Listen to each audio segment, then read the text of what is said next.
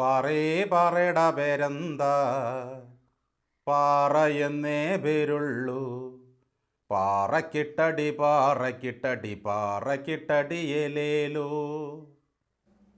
19 വയസ്സായിട്ടും പാവപ്പെട്ടവർക്ക് വേണ്ടി പാറ പൊട്ടിക്കാൻ ഇറങ്ങിയ ഹോണറബിൾ ചീഫ് മിനിസ്റ്ററെ കണ്ടപ്പോഴാണ് പണ്ടത്തെ ഈ പാറപ്പാട്ട് ഓർമ്മ വന്നത്.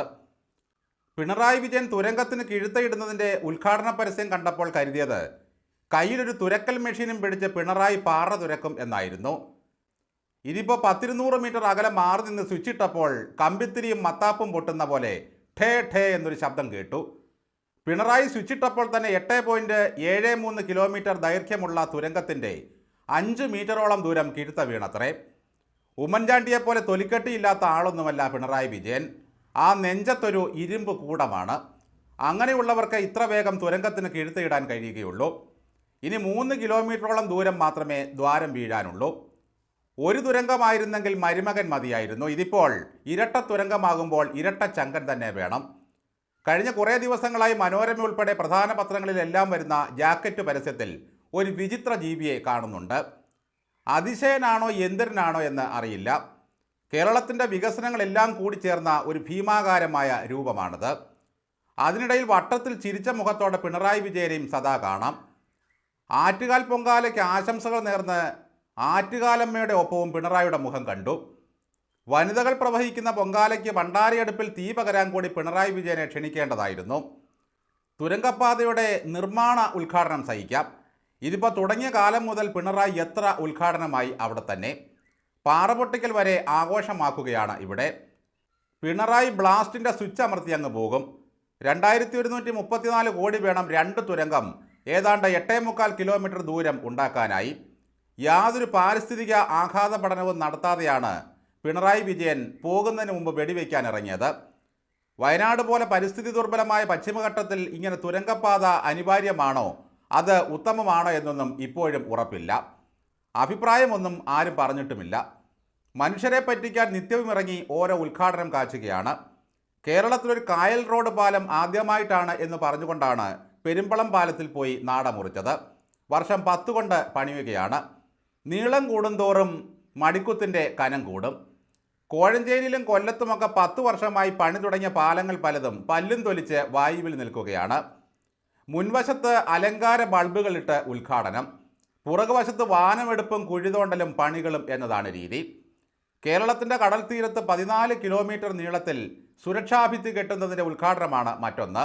ഇറങ്ങാനിനി 1 മാസമേ ഉള്ളൂ. ഇത്രയും കാലമായിട്ടും തീരദേശത്തെ ഓർത്തതേയില്ല. 1-ാം പേജിൽ പിണറായി വിജയൻ്റെ വികസനം, 3-ാം പേജിൽ കേരളത്തിലെ പാവപ്പെട്ടവർക്ക് മോദിജിയുടെ വാഗ്ദാനം വേറെ. വികസിത ഇന്ത്യക്കായി വികസിത കേരളം എന്നാണ് കേന്ദ്രത്തിൻ്റെ ഓഫർ. മോദിജിയുടെ ദേശീയ ഹൈവേകളും പിണറായി വിജയൻ്റെ ക്രെഡിറ്റിലാക്കിയാണ് ഇവിടുത്തെ പരസ്യം. ഈ കുതിപ്പും തുരങ്കപ്പാതയും കടൽപ്പാലവും ഇങ്ങനെ അങ്ങോട്ട് നീളുകയാണെങ്കിൽ കേരളം സ്വതന്ത്ര രാജ്യമായി മാറിയെന്നും വരും. ഇപ്പോൾ തന്നെ ട്രംപ് വരെ ചോദിച്ചു തുടങ്ങി പിണറായി വിജയനെ പറ്റി. കഴിഞ്ഞ ദിവസം തെമ്മാടി എന്ന് ആവർത്തിച്ച് വിളിച്ചത് കൈരളി ചാനലിലൂടെ വൈറ്റ് ഹൗസിലിരുന്ന് കേട്ടുപോലും ട്രംപ്. ഉദ്ഘാടനം ചെയ്തത് വീണ്ടും വീണ്ടും ഉദ്ഘാടനം ചെയ്യാനായി പോകുന്നത് എന്തൊരത്ഭുതമാണ്.